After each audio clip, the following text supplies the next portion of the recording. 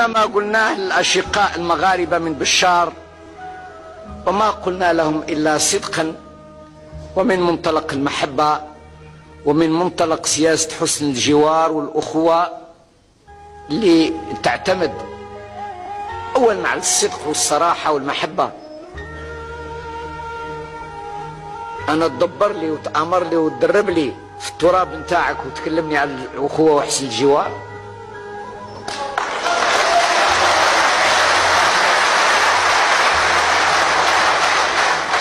أنا تبعث المخدرات لهالك شبابنا وهالك شباب تونس، هالك شباب تونس وهالك شباب أوروبا، وتقول لي أخوة وحسن جوار؟ نقول لا لا.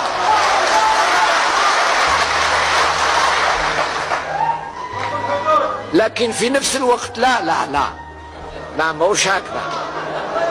أنا نحاول تبردوني شوية.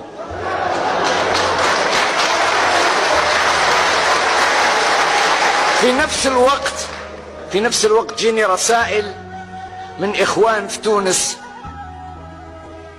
يقول والله تهانينا والإخوان قصروا معنا ومانيش عارف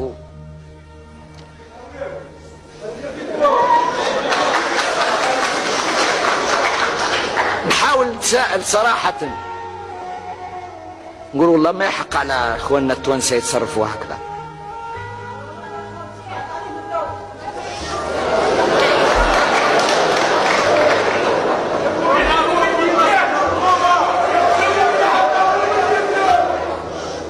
لكن في نفس الوقت نتساءل، نقول أنا علاش نمشي للبلاد اللي يهينوني فيها؟ فضل أن أخويا ولد وطني يحقرني، بصح ما نمشيش نطفل على بلدان الناس ونتشكى من الحقرة نتاعهم. لا لا، مش معقول مش معقول مش معقول. ولكن هذا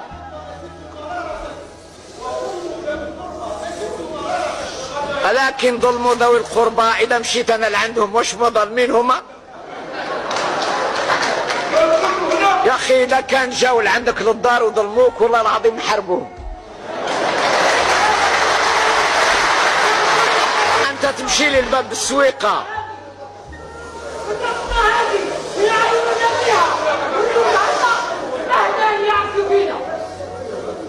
درك، أنت تمشي لباب السويقة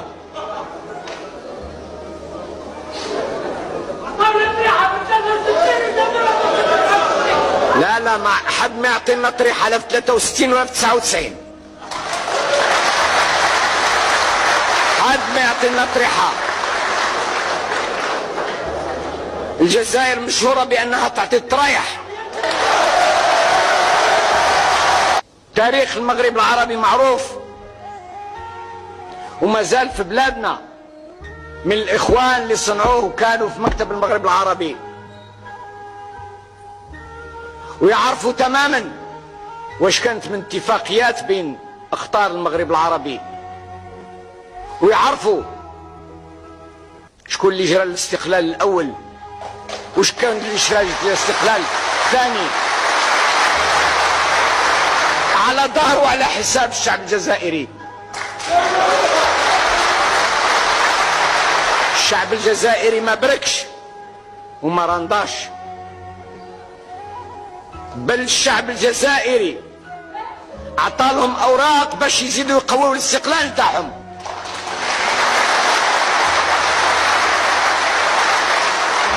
الشعب الجزائري عطالهم ليهم، واعطى القاره الافريقيه واعطى الاقطار عربيه اخرى اوراق باش يستقلوا. الشعب الجزائري ما يعطيولوش طريحه. الشعب الجزائري ما فيش حد يعطي له طريحه، وما فيش حد يعطي له طريحه، وقادر هو يعطي الطرايح.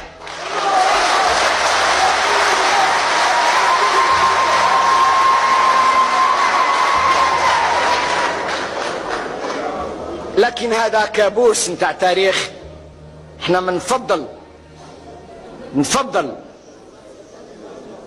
نسامح، ندور الأوراق، ما ننساش، نسامح لكن ما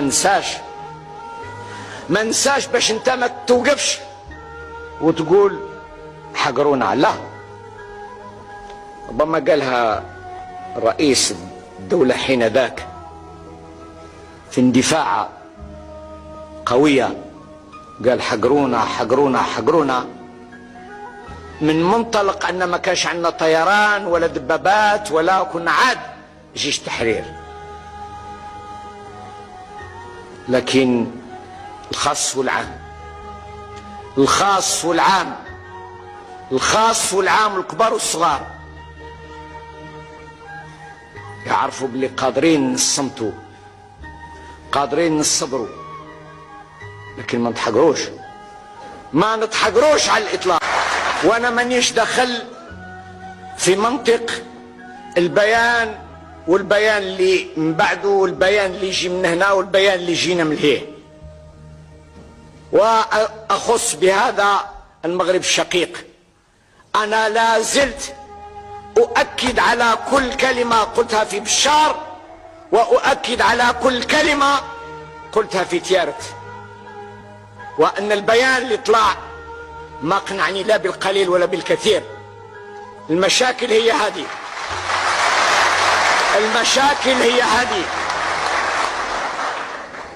يوم يحبوا نتكلموا عن المشاكل نتكلموا عن المشاكل، كل واحد حوش تفيده، لكن تصريحات اصبحت لا تغني ولا تسمن من جوع.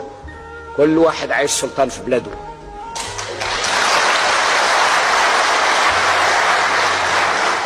بناء المغرب العربي حلم وهدف،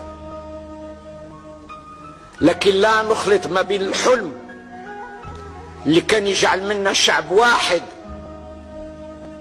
نقف ضد الاستعمار الفرنسي، والحلم اللي كل واحد استقل لوحده، ومن ثم كل ما يدبر اموره يمشي وينسى المغرب العربي ويتفكر المغرب العربي يوم يحتاج للآخرين. البقرة الحروب انتهت،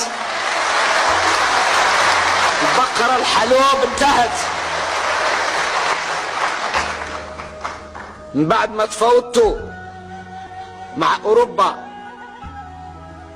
كمغاربة وتفاوضتوا مع أوروبا كتوانسة تكلموني على المغرب العربي نمشوا موحدين، أنا مازال ما تفاوضتش، باقي لي 4 ولا 5 اوراق في يدي، بدك نتقاسموها ولا واش؟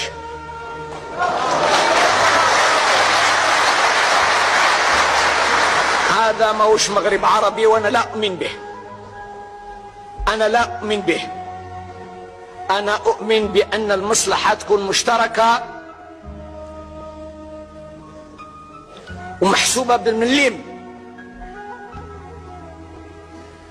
اما انا فاتح الحدود ونصدر لك عملة صعبة ويجيو الجزائريين عندك بالملايين، 2 ملايين في تونس و3 في المغرب لو نفتح الحدود، وما نتلقاش من تونس اكثر من 5000 تونسي في السنة، ولا من المغرب اكثر من 5000 مغربي في السنة، ونجيب لك بضاعة بالعملة الصعبة، ونستورد من عندك الاشياء المصنعة في جنوب اسيا، بل بتعبيرنا الشعبي قش بخته في نجل مريم. لا،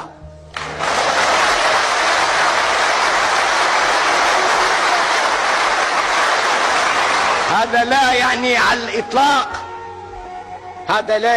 على الإطلاق أننا نتنكر للمغرب العربي، وهو جزء لا يتجزأ من الأمة العربية، ونحن ننتمي إلى هذه الأمة العربية. لكن المغرب العربي يبنى على قواعد ما تمليه الجغرافيا، والجغرافيا تجعل من بلدان المغرب العربي أنها الند مقابل أوروبا، يبنى على أسس عقلانية